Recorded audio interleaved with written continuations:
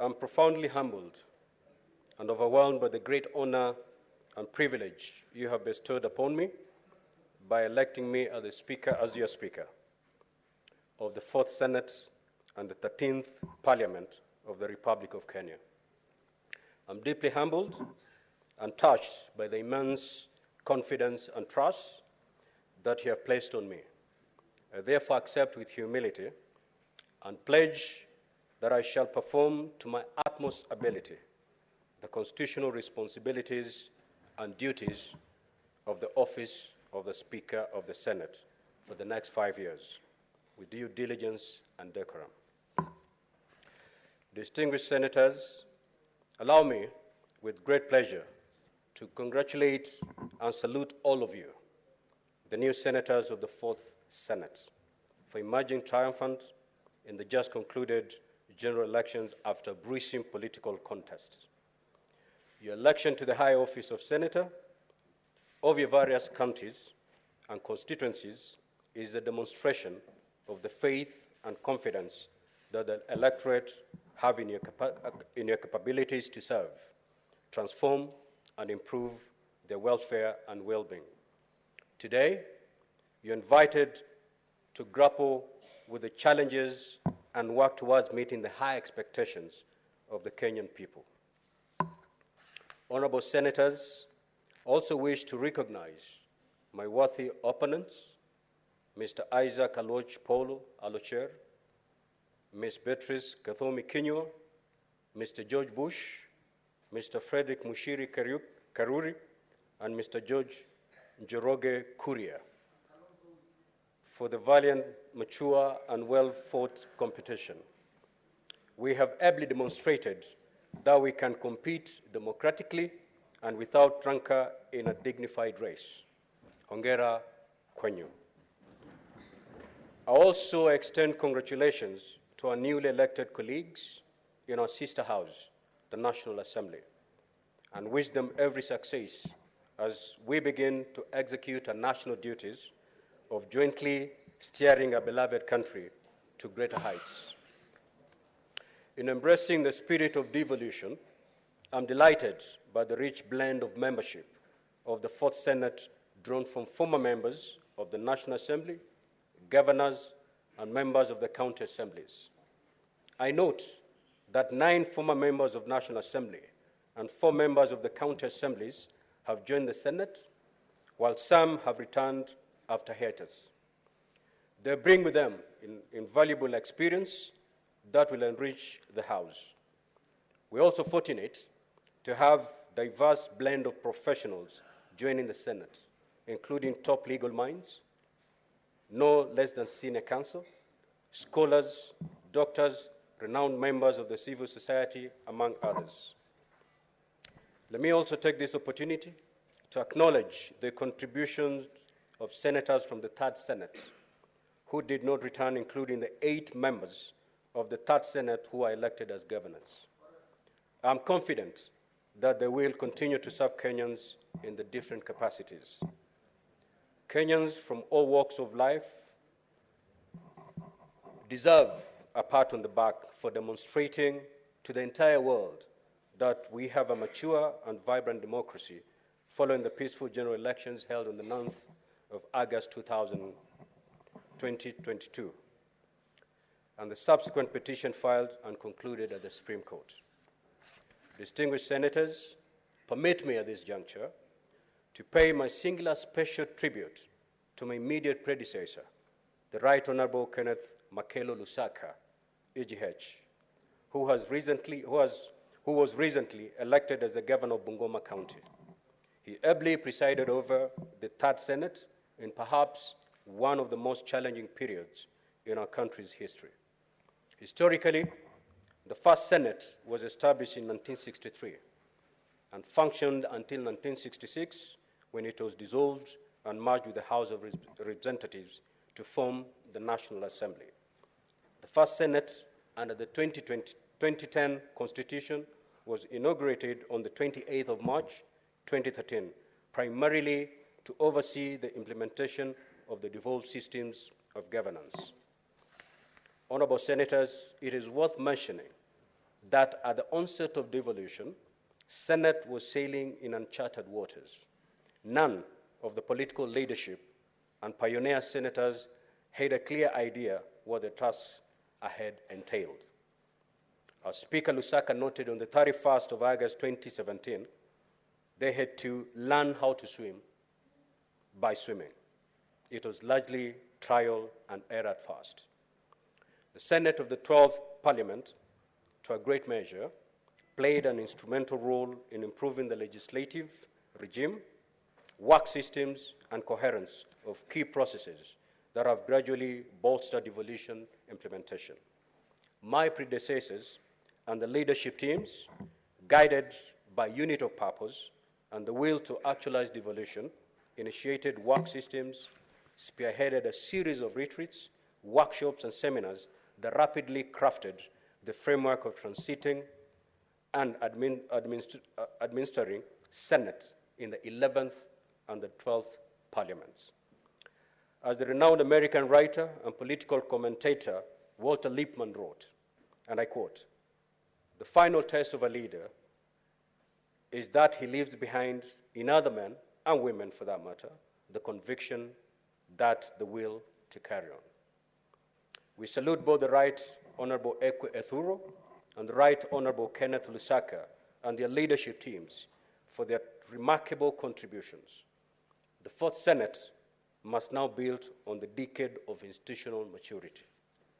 Permit me, Honorable Senators, to also appreciate and laud the Clerk of the Senate, Mr. Jeremiah Nyegenye, and his team for their unwavering and steadfast support and for making the appropriate preparations for this momentous occasion. Honorable Senators, devolution as a novel development model was meant to ensure balanced, equitable, and just development in all regions of Kenya. I can submit without fear of contradiction that so far it is working. I welcome and associate myself with the positive spirit exhibited and pronouncements made by the newly elected governors to change their strategy of engagement and work more closely with the Senate, the National Assembly, and the national government. In addition, the pledge and commitment currently being witnessed to intensify the fight against corruption in the respective governments is highly commendable. Kenyans are looking forward to a new dawn and expect senators to aggressively defend devolution and county governments better. We must ensure devolution works for the people, and more accountability is therefore exercised. Distinguished senators, the critical question is, what next? What is next for the Fourth Senate? How do we build on the achievements of the first, second, and third Senates? Fundamentally, the Senate must continue to play its constitutional mandate and role more vigorously. Just to reiterate and remind ourselves, senators, the primary mandate of the Senate is to represent the counties and their governments and protect the interests of the counties and hence successfully implement devolution. The Senate is involved in lawmaking by considering, debating, and approving bills concerning counties, determines the allocation of revenue among counties, exercises oversight over the national revenue allocated to the counties, and participates in the oversight of state officers by considering and determining any resolution to remove the president or deputy president. Distinguished senators, the Senate is the bastion of devolution. Devolution has been a game changer and has significantly transformed our country. The county governments are currently receiving billions of shillings, courtesy of the Senate's intervention, to finance various development programs and provide essential services that are aimed at improving the well-being and welfare of the Kenyan people. Massive infrastructural projects have been built throughout the country, including roads, educational and healthy facilities, as well as housing projects. In addition, local entrepreneurs, youth, and women have greatly benefited in terms of securing businesses and employment opportunities. Distinguished senators, Since 2013, without doubt, devolution has dramatically altered the political and socio-economic fabric of our country. Kenyans are currently reeling and undergoing tough economic times.